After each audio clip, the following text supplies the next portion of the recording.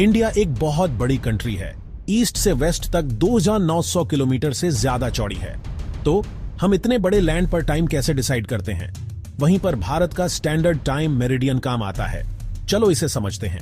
दुनिया को 24 time zone में डिवाइड किया गया है। हर एक 15 डिग्री लॉन्गिट्यूड कवर करता है। लेकिन इंडिया में सिर्फ एक ऑनफिशियल टाइम जोन है, जिसे इंडियन स्टैंडर्ड टाइम कहते हैं, या आईएसटी। आईएसटी एक specific line on off longitude पर बेस्ट है, 82 डिग्री 30 मिनट्स ईस्ट। यह लाइन इलाहाबाद के पास से गुजरती है, जिसे अब प्रयागराज कहते हैं, उत्तर प्रदेश में। लेकिन 82 डिग्री 30 मिनट्स ईस्ट ही क्यों? इंडिया लगभग 68 डिग्री ईस्ट से 96 डिग्री ईस्ट तक फैला हुआ है।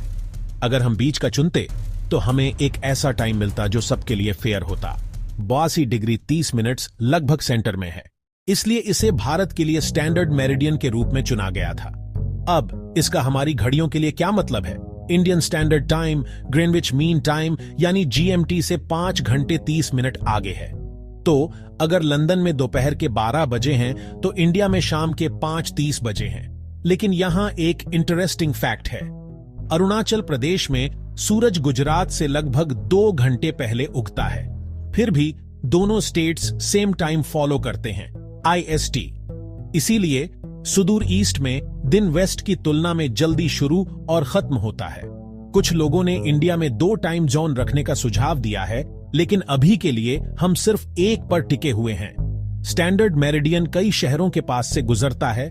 उत्तर प्रदेश में मिर्जापुर सबसे ज्यादा मेंशन किया जाता है। वहां एक क्लॉक टावर भी है, जो इस एग्जैक्ट लॉन्गिट्यूड को मार्क करता है। यह लाइन इतनी इंपॉर्टेंट है कि सभी ऑनऑफिशियल टाइमिंग्स जैसे ट्रेन, गवर्नमेंट ऑफिसेस और यहां तक कि क्रिकेट मैचेस भी आईएसटी पर बेस्ट होते हैं। तो अगली बार जब आप टाइम चेक करें, याद रखें ये सब भारत के दिल से गुजरने वाली एक इनविजिबल लाइन की वजह से है। स्टैंडर्ड टाइम मेरिडियन पूरे देश को एक साथ टिक टिक करता रखता है। हिमालय, कन्याकुमारी, अरुणाचल प्रदेश, गुजरात। यह एक सिंपल आइडिया है, लेकिन यह 1 बिलियन से ज्यादा लोगों को सेम शेड्यूल पर रखता है। यह भारत के स्टैंडर्ड टाइम मेरिडियन की स्टोरी है, at a glance. Tune in करने के लिए थैंक्स।